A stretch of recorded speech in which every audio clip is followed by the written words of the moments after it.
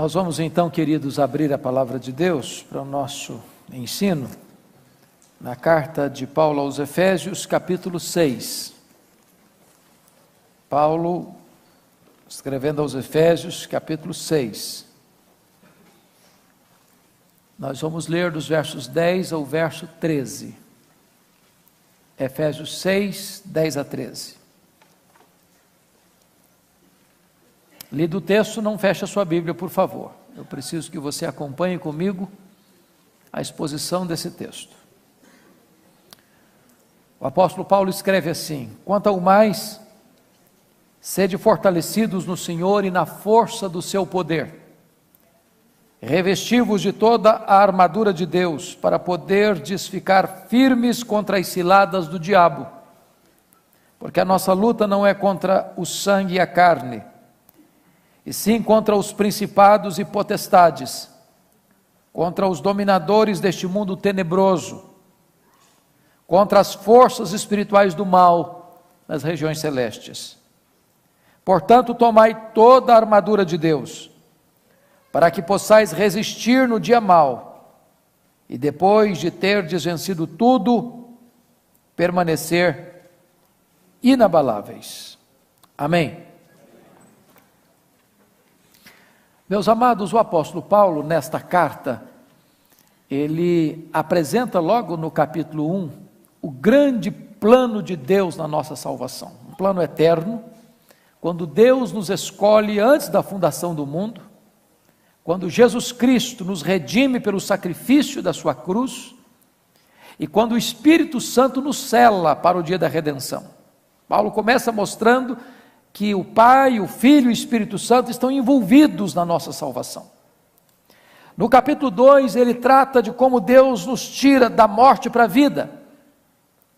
Nós estávamos mortos, escravizados, depravados e condenados, e ele nos deu vida, juntamente com Cristo, e nos salvou por sua graça.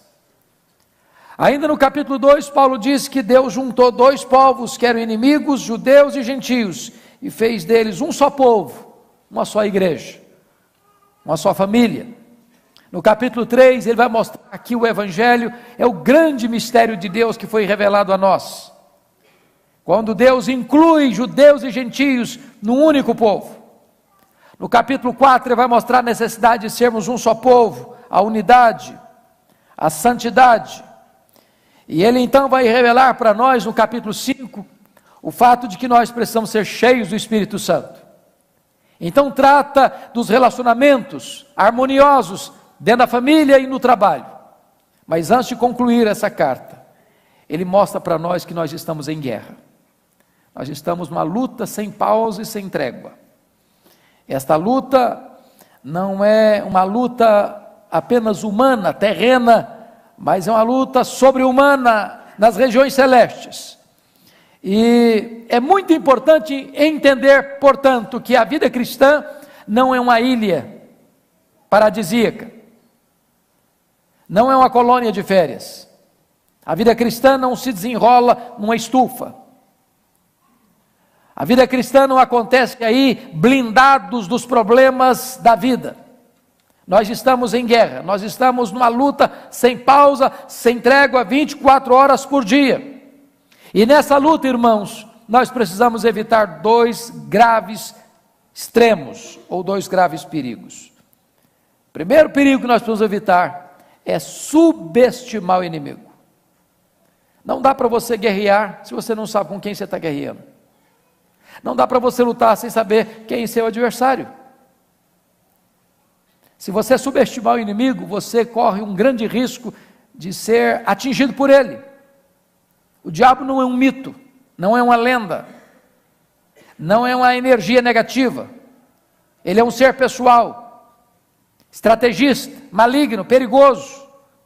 E nós não podemos subestimá-lo. O apóstolo Paulo chega a dizer isso. Nós não podemos subestimar seus desígnios. Mas se existe esse perigo, existe um outro, talvez tão grave quanto, que é superestimar este inimigo.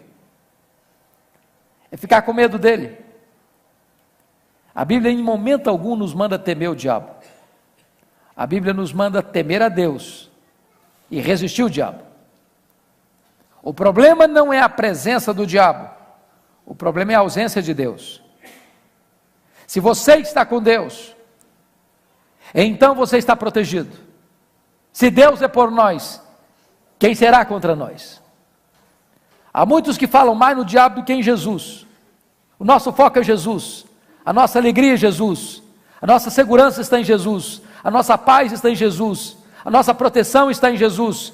E se Ele está nos guardando e nos protegendo, nós não precisamos ficar apavorados e desesperados, mas equipados sim, para o enfrentamento desta grande batalha. Então vamos olhar em primeiro lugar, irmãos, qual é a natureza do inimigo. E notem comigo que Paulo, antes de entrar no assunto, ele cuidadosamente nos informa quem não é o nosso inimigo. Olha o verso 12 comigo. Porque a nossa luta não é contra o sangue e a carne. Preste bem atenção nisso. Às vezes nós enfrentamos tantas lutas na nossa vida, na nossa família, nos nossos relacionamentos, e chegamos a pensar que o fulano, que o beltrano, que o ciclano, de fato, é o nosso problema. Eu já escutei isso, se não fosse aquele fulano na minha vida, seria uma bênção. Se não fosse aquele indivíduo, eu teria paz. Só que aquele indivíduo, aquela pessoa, não é o seu problema principal. Seu problema principal não é seu marido, não é sua mulher, não é seu pai, não é sua mãe, não são seus filhos, não é o seu sogro, não é sua sogra, não é seu genro, não é sua nora, não é seu vizinho, não é seu patrão, não é seu colega de trabalho. A nossa luta não é contra gente, contra pessoas. Se não entendermos isso, nós vamos machucar gente, nós vamos ferir gente, nós vamos falar mal de pessoas. E ainda que essas pessoas saiam do nosso caminho, o nosso problema não estará resolvido. Porque a nossa luta não é contra carne e sangue. Se você lutar contra pessoas e você achar que o seu problema é o fulano ou o beltrano, você vai transformar o seu aliado em inimigo. E consequentemente você vai transformar o seu inimigo em aliado. Então Paulo começa dizendo contra quem não é essa luta. Mas agora ele começa a dizer para nós contra quem é a luta. E notem comigo o versículo 12, versículo 11.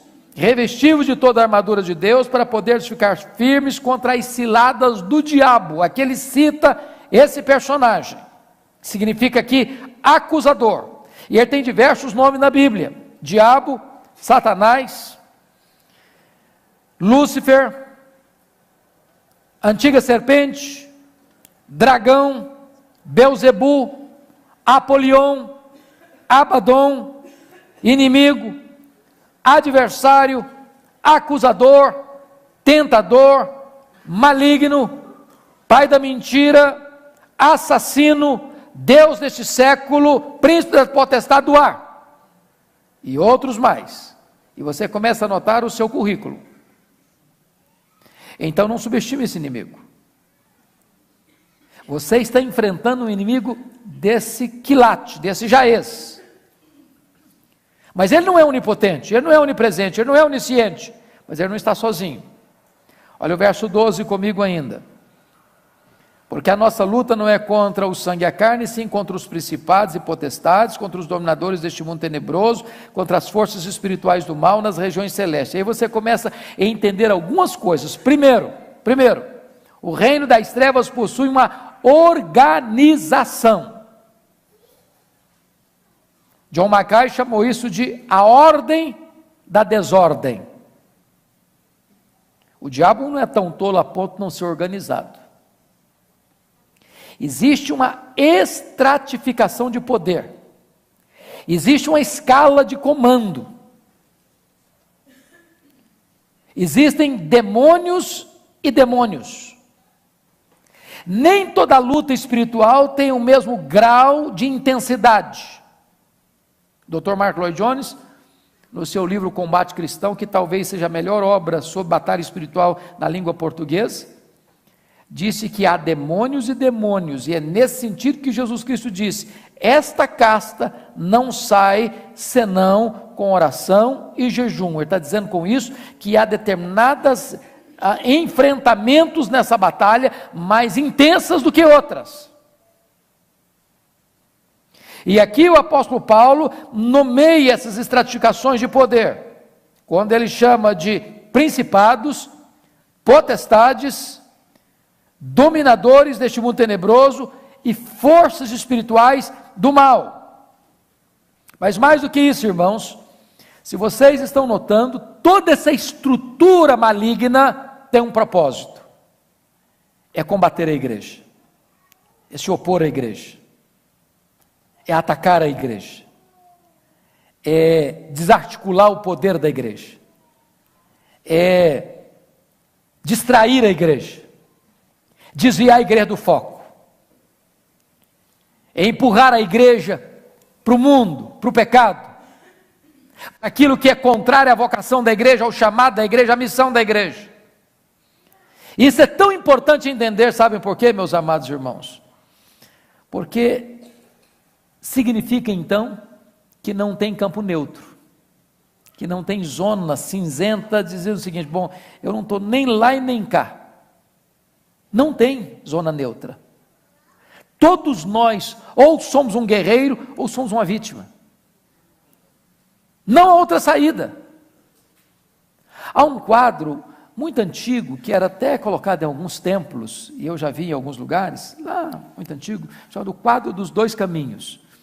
E aquele quadro é muito engraçado, porque, não sei se você já viu um deles, tem um caminho largo, tem muita gente andando por ele.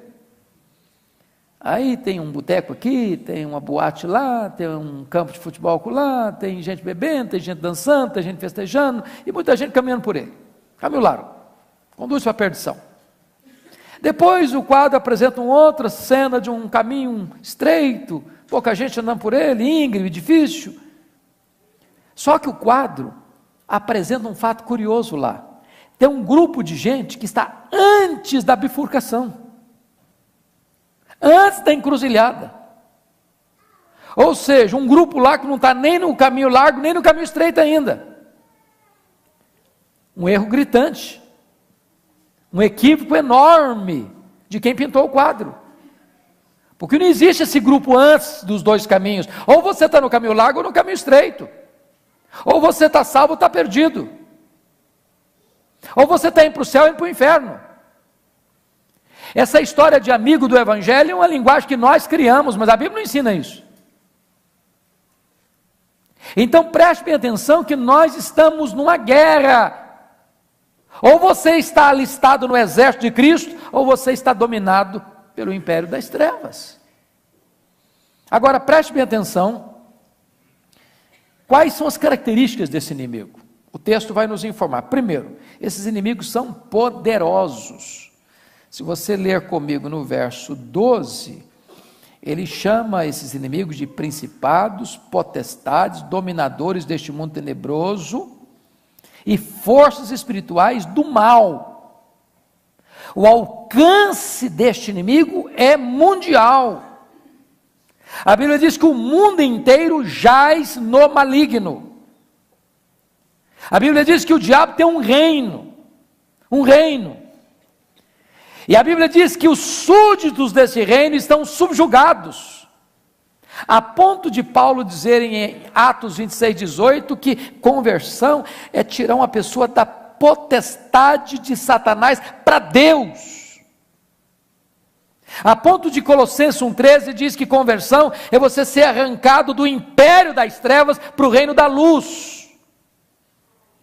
De tal maneira que este inimigo é poderoso, porque a Bíblia diz que ele cega o entendimento dos incrédulos.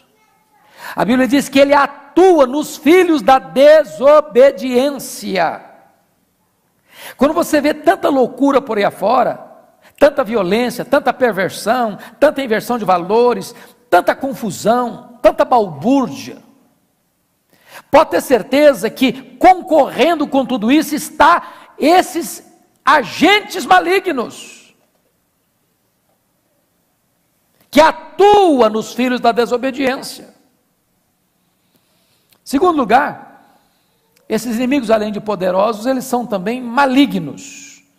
Veja você que a descrição aí é mundo tenebroso e forças espirituais do mal. Grife a palavra tenebroso, grife a palavra do mal.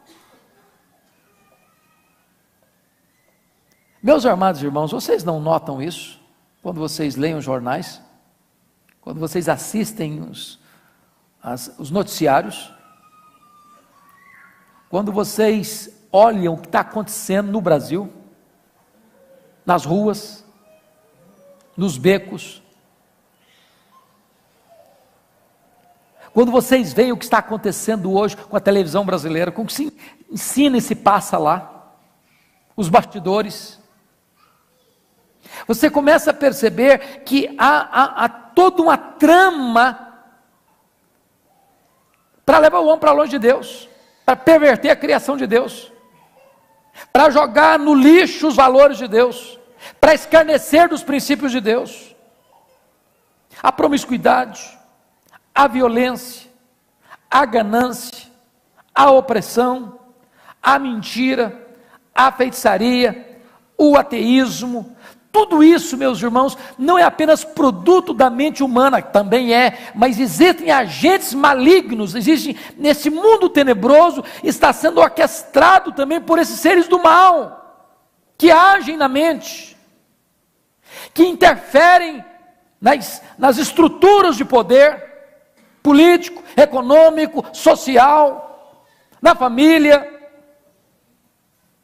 Quando você vê tantas guerras, tantas famílias destruídas, tantas coisas tenebrosas, manipuladas pelas mãos iníquas do diabo e de suas hostes, ele é poderoso e ele é maligno.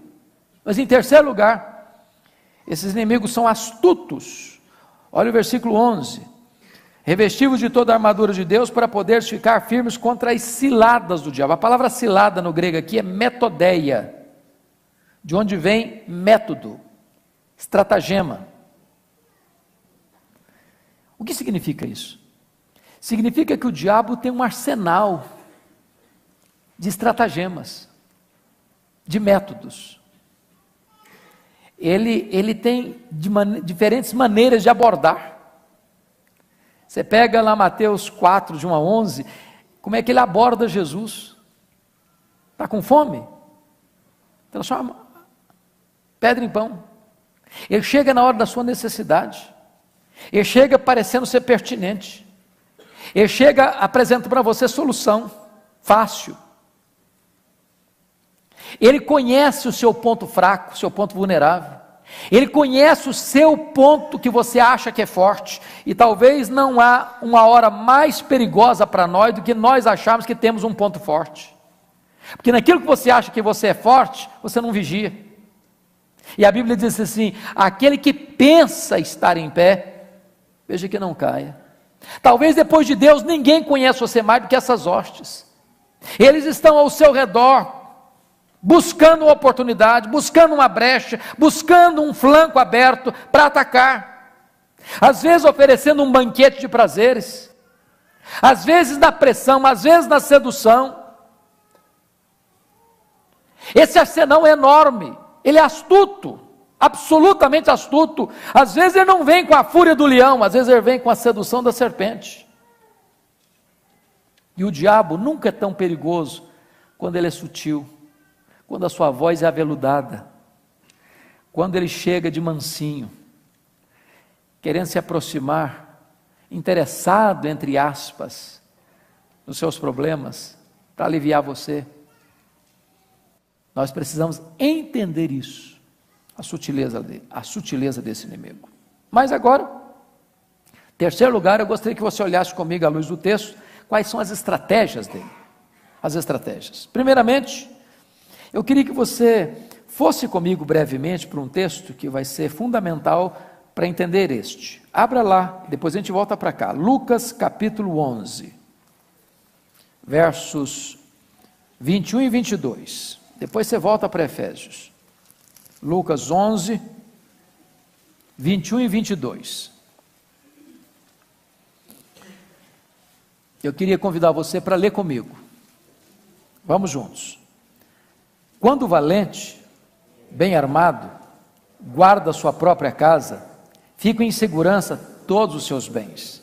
Sobrevindo, porém, um mais valente do que ele, vence-o, tira-lhe a armadura em que confiava e lhe divide os despojos. Aí vamos entender uma coisa. Quem é esse valente aqui? É o diabo.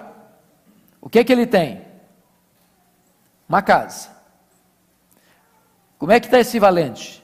Bem armado. Como é que ele guarda a sua casa? Ele guarda a sua própria casa. O que é que ele tem nessa casa? Bens. Como é que esses bens estão nessa casa? Bem guardados. Quem são esses bens? São todas as pessoas que ainda não nasceram de novo. Agora vamos ver o verso 22. Sobrevindo, porém, um mais valente. Quem é o mais valente? Jesus Cristo. O que Jesus Cristo faz com esse valente? Vence-o. Que mais ele faz? Tira-lhe a armadura. Que armadura? A armadura que ele confiava. Que mais Jesus faz? Lhe divide os despojos. Quais são os despojos? As pessoas que estavam nas mãos dele, na casa dele. Agora preste atenção, que Jesus Cristo, depois de vencê-lo, tira-lhe a armadura. A palavra armadura aqui é panóplia, é a mesma palavra lá, é uma palavra grega, uma palavra comum, que significa toda a armadura, vem de pan todo, mas nóplia, panóplia significa toda a armadura. Então eu quero que você já comece a pensar comigo uma coisa, o diabo não precisa usar cilada para quem é dele, já está na mão dele, já está na casa dele. Você não precisa de armadilha para pegar um passarinho que está na gaiola, já está na gaiola. Agora pense comigo, onde o diabo vai agir com mais astúcia? É no campo de futebol? É na boate?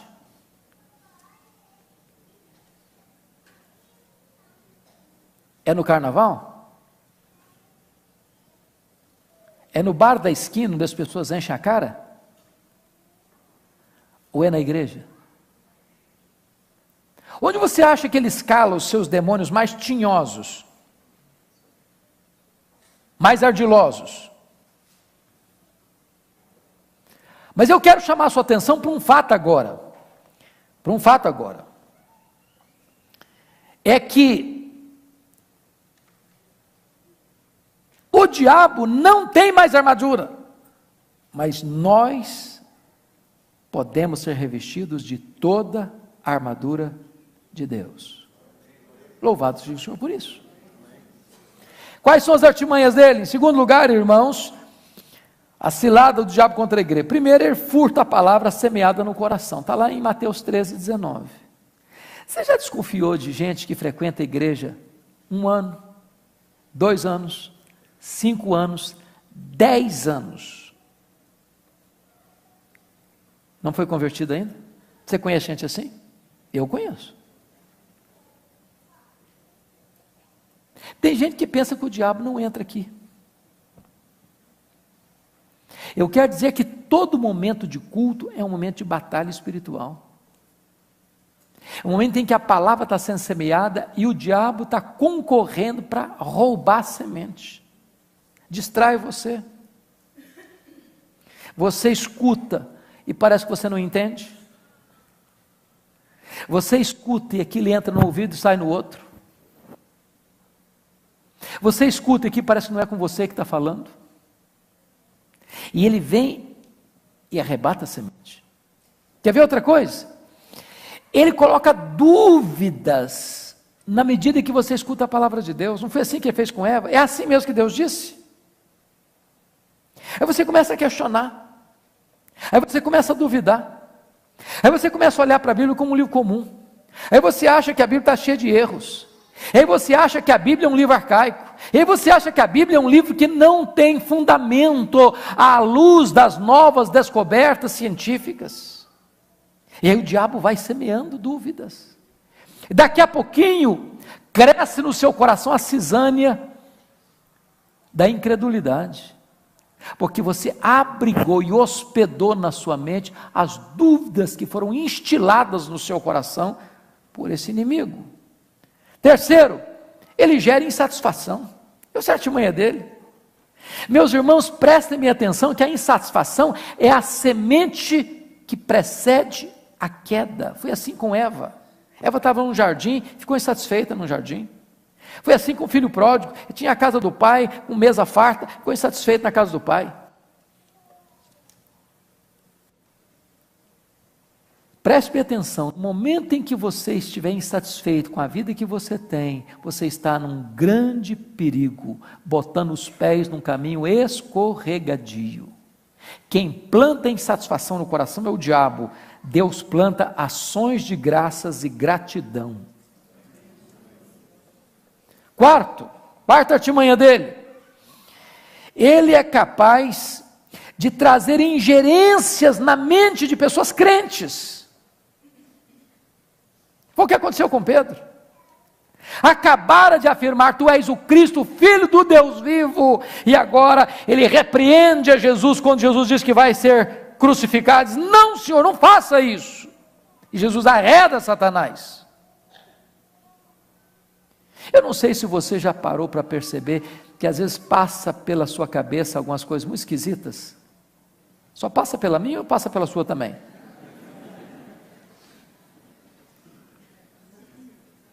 Dr. Russell Shedd, de saudosa memória, disse que toda vez que você sentir que você está pensando uma coisa muito esquisita, isso é o que se chama de dardos inflamados do maligno. Não é o que você pensa, não é o que você crê, não é o que você quer, não é o que você deseja, mas passa como um raio na sua cabeça, assim, um flash. E aí o que acontece? Você apaga esse dardo com o escudo da fé. Não é isso que eu creio, não é isso que eu penso, não é isso que eu aceito, não é isso que eu desejo, e esse pensamento não é meu. Apaga com o escudo da fé. Temos que ter cuidado, irmãos, são sutilezas, são dardos inflamados. Quer ver outra coisa? Quando você guarda mágoa no coração, a Bíblia diz: não se deixe pôr o sol sobre a vossa ira, nem deis lugar ao diabo. Tem muita gente, irmãos, que abriga mágoa, ódio, rancor, ranço, amargura no coração, e quando alguém guarda mágoa no coração, ele abriu um flanco inteiro, uma porta larga para o diabo entrar e fazer um estrago. Mágoa é porta aberta para o diabo entrar. Preste bem atenção nisso. Se você está guardando mágoa de alguém, resolve isso hoje, em nome de Jesus, para que Satanás não se irante com a sua vida. A Bíblia diz que quando você guarda mágoa de alguém, você é colocado no pelourinho, você é colocado no tronco do diabo, ele açoita a sua consciência, ele arrebenta você com o chicote da culpa. Quais são as artimanhas dele? Ele é tão sutil a ponto de resistir nossas orações, como resistiu às orações de Daniel. Ele é tão sutil a ponto de barrar trabalhos missionários, como Paulo diz na sua primeira carta aos Tessalonicenses. Nós estamos em guerra, queridos. É uma batalha espiritual. E nós precisamos entender quais são as sutilezas deste inimigo e os seus estratagemas. Quer ver outra coisa? Falsos milagres para enganar as pessoas. Tem muitos milagres, irmãos, que são fabricados pelo diabo. Tudo aquilo que não glorifica a Deus, tudo aquilo que não traz exaltação para o nome de Jesus, tudo aquilo que eleva o próprio homem, que enaltece o próprio homem, é obra do diabo e não obra de Deus, para enganar. Quer ver outra artimanha dele? Falsas doutrinas, ensinos de demônios. O diabo é um grande produtor de falsas doutrinas, de heresias. Porque o que é heresia? É aquilo que prende, exatamente o dente do lobo que devora, que destrói. Nós precisamos estar atentos a essas artimanhas desse inimigo. Mas tem outra coisa que eu quero chamar a sua atenção. Volta ao verso 13 de novo comigo. Vamos lá. Efésios 6,13. É a arma da pressão. Olha aí. Portanto, tomai toda a armadura de Deus, para que possais resistir no dia mau.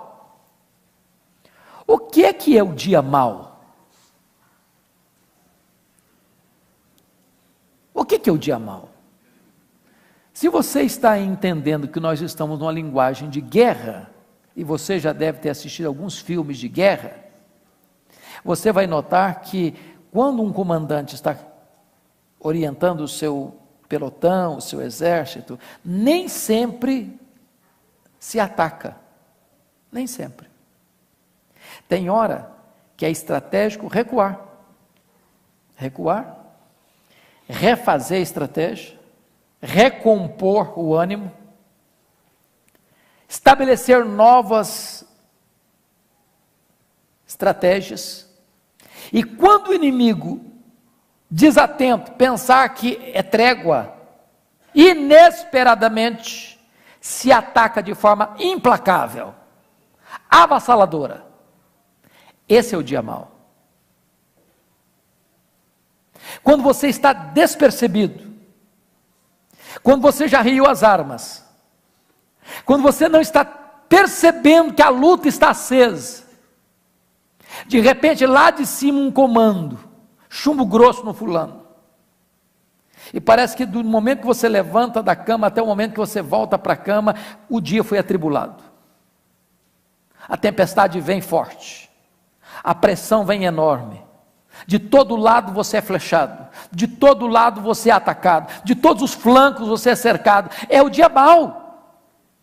Você precisa entender isso. Existe um dia que é chamado de dia mau, e se você não entender isso espiritualmente, você fraqueja, você se exaspera, você xinga, você amargura a alma, você ataca gente, você fere pessoas, você blasfema contra Deus, você entra em crise espiritual.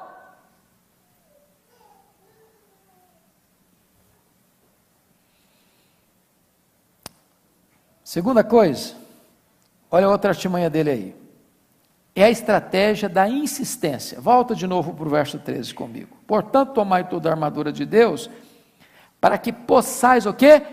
Resistir. Sabe o que é resistir?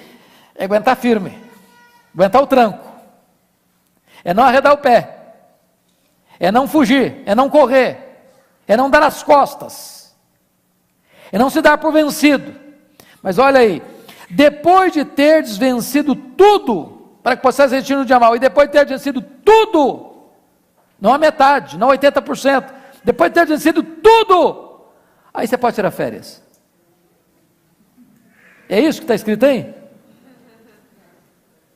Depois de ter vencido tudo, permanecer inabaláveis. Sabe o que ele está dizendo? Você nunca é tão vulnerável como quando depois de uma grande vitória. A tendência nossa depois de uma grande vitória é dar uma relaxada.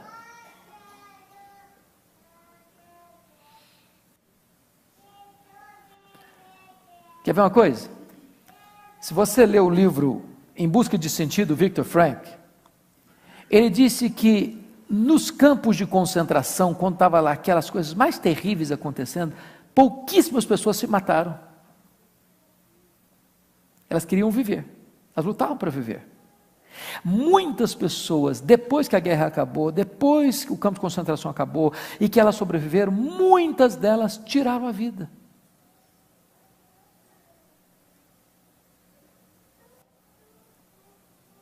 Enquanto você está lutando, você está lutando. Quando acaba a luta, você cruza os braços e de repente você se fragiliza. Cuidado, cuidado, porque o inimigo não desiste. Não está lá em Lucas capítulo 4, que o diabo deixou Jesus até momento oportuno. Voltou com outras armas, com outras estratégias, com outros métodos. Agora ele usa a multidão, agora ele usa um discípulo, agora ele usa as autoridades. Ele vai mudar de cara. Lembra do filme O Advogado do Diabo? Ele muda de cara, ele muda de tática. Muito cuidado. A perseverança desse inimigo. Mas eu quero concluir falando agora das armas de vitória sobre o inimigo. E a primeira coisa, está aí no versículo 10. Você pode ler o versículo 10 comigo? Quanto ao mais, sede fortalecidos no Senhor e na força do seu poder. Sabe o que está querendo dizer com isso? Não encare essa guerra de cara limpa. Não pense que você é o tal. Eu há pouco tempo estava conversando com um líder de uma igreja e ele disse: isso é bobagem. O diabo não passa nem perto de mim.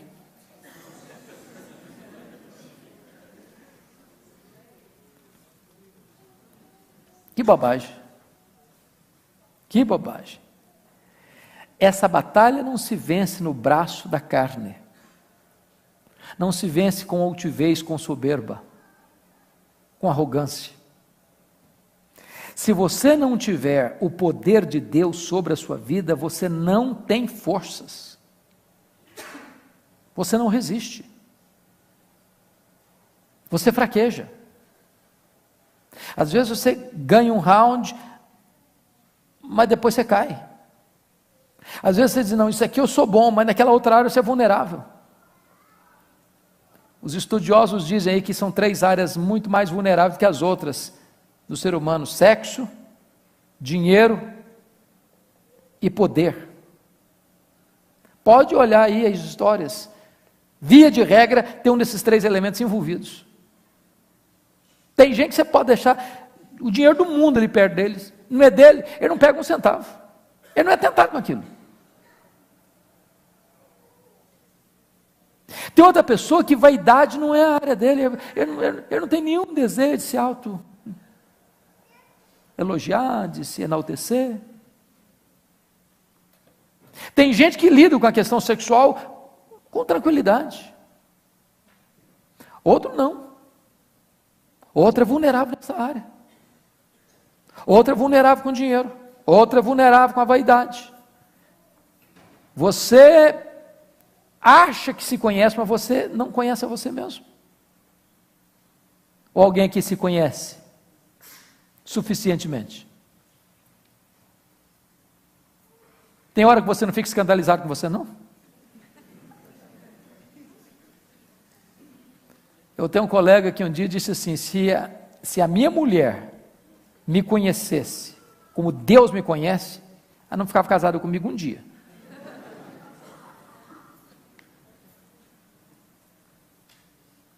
Então preste bem atenção nisso. Você precisa do poder de Deus na sua vida, e eu preciso. Nós precisamos do revestimento desse poder, e esse poder está à nossa disposição. E Paulo já disse nessa carta aqui que é a suprema grandeza do poder de Deus que está à nossa disposição, que é o mesmo poder que ressuscitou Jesus Cristo dentre os mortos, que está à nossa disposição. E agora é uma ordem para nós, para que nós sejamos fortalecidos no Senhor e na força do seu poder. Agora preste atenção, não basta falar desse poder, é preciso ter esse poder.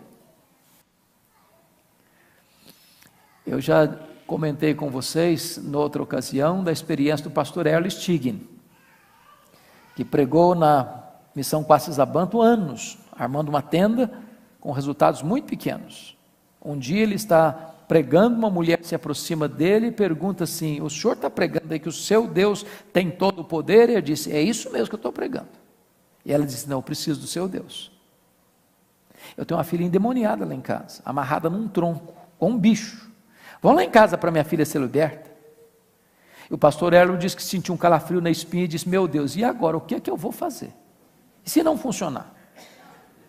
Quando ele chega na casa, o quadro era muito pior. A moça estava igual um bicho, amarrada com cordas de aço, num tronco roliço, igual uma fera selvagem. Ele não conseguiu expulsar os demônios daquela moça. Chamou os outros missionários, não conseguiram. Semana seguida de luta, não conseguiram. Ele tomou uma decisão: vou embora, não tenho autoridade, perdi a credibilidade, acabou meu ministério aqui, vou arrumar as malas e ir embora para o meu país. quando Deus diz para ele: você precisa buscar poder, em vez de sair. Fique e busque poder. Foi no momento em que eles se reuniram, semana após semana, dia após dia, 3 vezes por dia, para buscar a Deus, para acertar a vida com Deus, para buscar poder espiritual. Depois de meses de lágrimas e de choro, numa determinada manhã o Espírito Santo foi derramado sobre eles. Ali começa um grande avivamento. Aquela moça foi liberta, os feiticeiros foram se convertendo aos borbotões, um templo construído numa fazenda para mais de 15 mil pessoas, com 3 cultos por dia, os sinais e maravilhas de Deus acontecendo, de coisas lindas e maravilhosas, os cegos vendo, os paralíticos andando, os mortos ressuscitando, conversões em massa, porque eles entenderam uma coisa: não basta falar de poder, é preciso experimentar esse poder. Segundo lugar, irmãos, o texto está dizendo que nós precisamos de ser revestidos, versículo 11, de toda a armadura de Deus, revestivos de toda a armadura de Deus.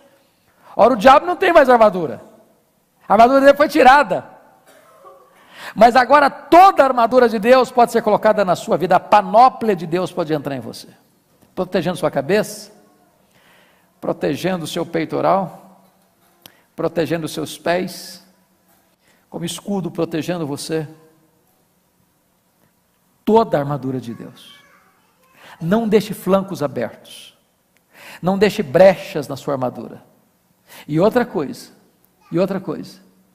a armadura do outro não serve para você não, você precisa da sua armadura. Davi tentou usar a armadura do Saul, não funcionou.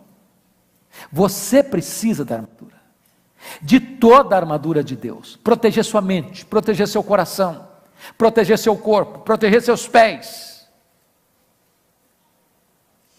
proteger sua mente, seus sentimentos, para que Satanás não pegue você com seus dardos inflamados.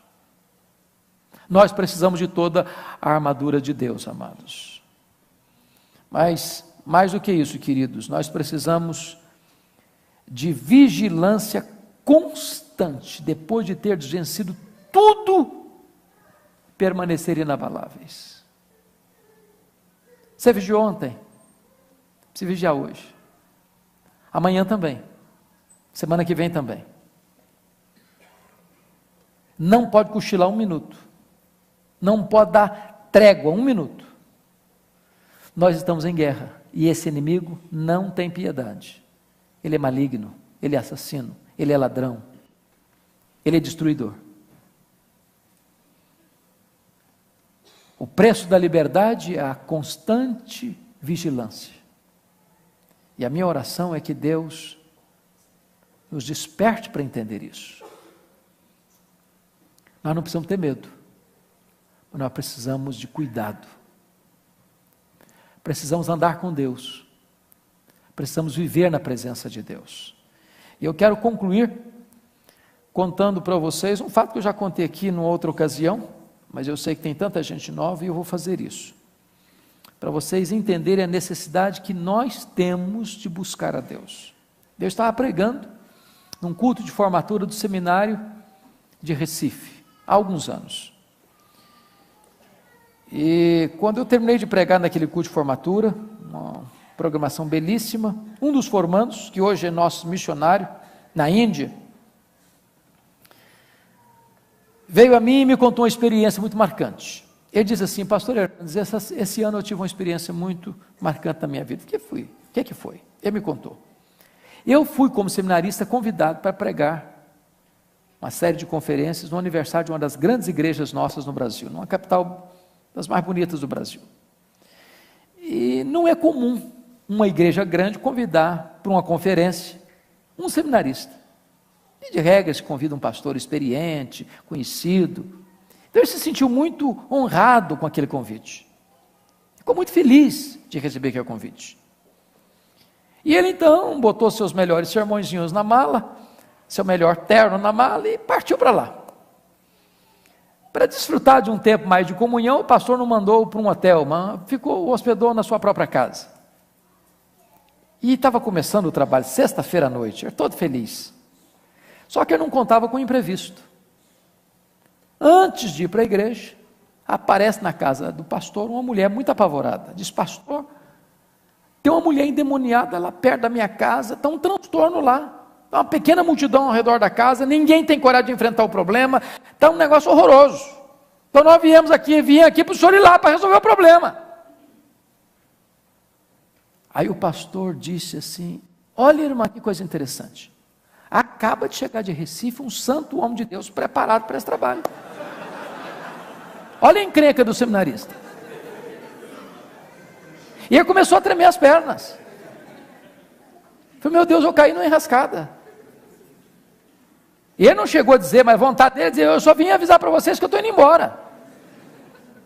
Mas o pastor pegou no braço dele: você vai comigo. E na medida que eles caminhavam para aquela casa, os joelhos tremiam mais, e quando se aproximam, tinha uma pequena multidão, todo mundo apavorado, e o pastor disse para eles: seminarista, o caso é todo seu, pode entrar na casa.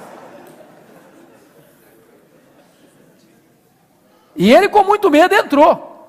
Quando entra, ele se depara com um quadro horroroso. A mulher estava assim, desfigurada. Desfigurada. Eu não sei quantos de vocês já tiveram a experiência de lidar com situações semelhantes, mas não é uma coisa bonita de se ver. E quando o seminarista entrou e viu aquele quadro, tentou esboçar a primeira frase e não teve condições de fazê-lo, porque a mulher lhe deu uma bofetada na cara e o jogou ao chão. E ele é um homem de quase 2 metros de altura. E no chão ele ficou. E a mulher endemoniada ao redor dele, bufando como um bicho. E ele no chão humilhado. Ele diz: pastor Hernandes, a minha vida passou como um filme na minha cabeça. E eu comecei a perceber uma coisa. Eu era um seminarista, prestes de me formar. Conhecia até bem a minha Bíblia. Conhecia até bem teologia. Mas eu entendi uma coisa, pastor. O meu conhecimento não estava banhado pelo óleo da unção de Deus. Meu coração estava seco. Minha mente estava árida. E depois de 1 hora, humilhado no chão, ele disse para mim, eu comecei a orar, baixinho, silenciosamente, como Sansão agarrado naquelas colunas. Senhor Deus, restaura a minha sorte, restaura a minha autoridade. Eu sou teu servo, Senhor. Não me deixe humilhado, não me deixe envergonhado. E diz que na medida que foi orando desta maneira, a mulher caiu. Quando ela caiu, ela se levantou. Porque diante de Deus, humildade, mas diante do diabo, autoridade. E ele, no nome de Jesus, deu ordem àqueles demônios para saírem daquela mulher. E eles saíram, e ela ficou livre. E ele, com lágrimas nos olhos, me disse algo que eu nunca esqueci. Ele disse: pastor Hernandes, eu entendi ali naquele momento uma coisa. Não basta ser crente. Não basta ser membro da igreja. Não basta ser um oficial da igreja, um diácono, um presbítero, um seminarista, um pastor, um missionário, um teólogo.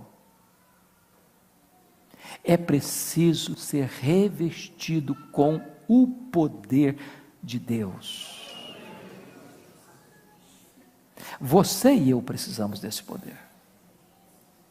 Nós estamos em guerra. E nós não temos forças para enfrentar essa guerra sozinhos.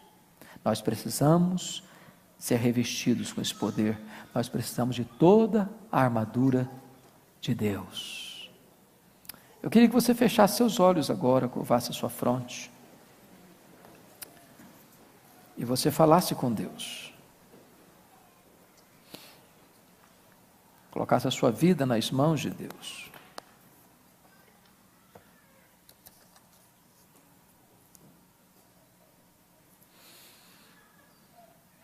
Você sabe a luta que você está passando. Você sabe quais são as áreas que precisam ser fortalecidas na sua vida.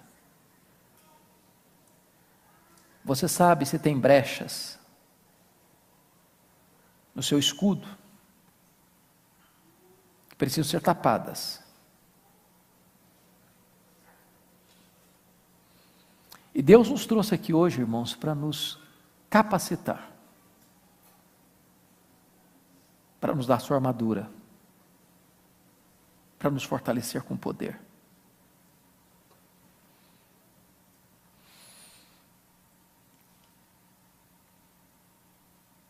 Eu quero convidar o grupo de louvor para que venha aqui à frente. E depois de uns 30 segundos que nós estivermos em oração, nós vamos convidar você para ficar em pé. E nós vamos cantar um hino, um cântico, que é um cântico de batalha. É um cântico de vitória. E a nossa oração é que Deus nos revista, nos capacite para enfrentar esta luta e vencermos, porque já somos mais do que vencedores em Cristo Jesus.